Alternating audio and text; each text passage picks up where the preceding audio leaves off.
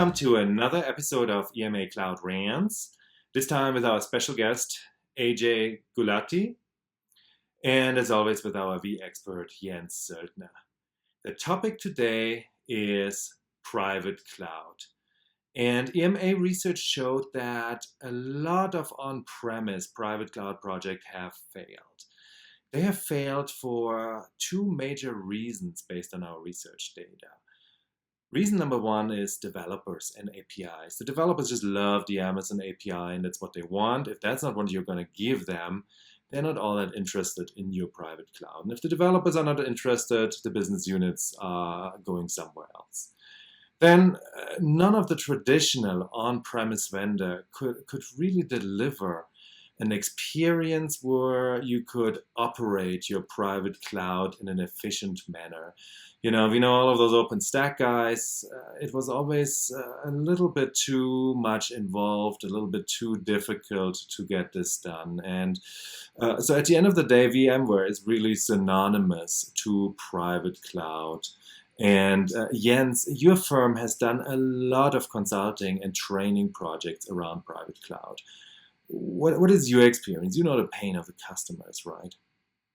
That's right. Well, we are doing a lot of consulting for major German companies that have implemented vRealize automation, also due to the fact that we have published the first books on the market for the product. And what we are seeing is, yes, Torsten, you're right regarding the APIs. VMware is lagging behind the AWS and the OpenStack world maybe, but vRealize automation and these products also require a lot of consultancy work, really hundreds of days sometimes, which is good for us, but maybe not so great for the customer. Mm-hmm. And in addition, Ajay, a lot of these private cloud companies that have been around apart from VMware, which are doing fine business-wise, like Piston and others, have failed recently. What's so different about your company, ZeroStack? What are you doing differently? Mm-hmm. Sure. So I think let me just answer a little bit on the VMware solution. I think part of the reason people also find it challenging to build clouds with VMware or Microsoft is because these vendors are offering a huge software stack that somebody has to deploy in combination with the hardware. There are more than a dozen services that one needs to handle, manage, and operate. Right. And if there are any failures, you need experts to deal with all of those failures. And I think that's part of the reason where with AWS, customers don't have to deal with so much infrastructure and operations. Mm-hmm. And coming back to Jens, your point of the other companies, I think they failed primarily because OpenStack by itself is not a cloud. They were giving a OpenStack distribution, which isn't a complete solution.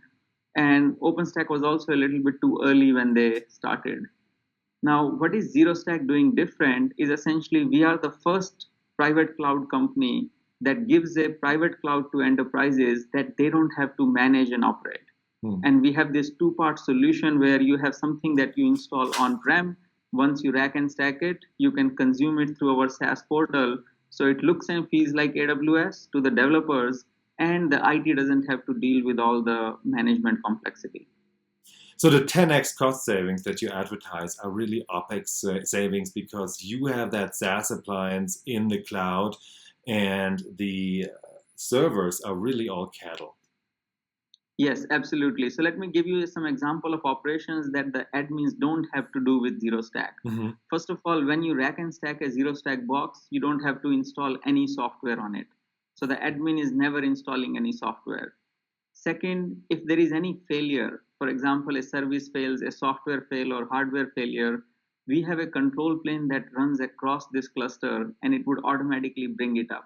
So now your IT team is not having to do any of these mundane tasks and boring tasks of always monitoring the services. And then if something fails, they would get fixed at a human time scale rather than at a machine time scale. And finally, all the upgrades and patching, all of that is delivered via the SaaS layer.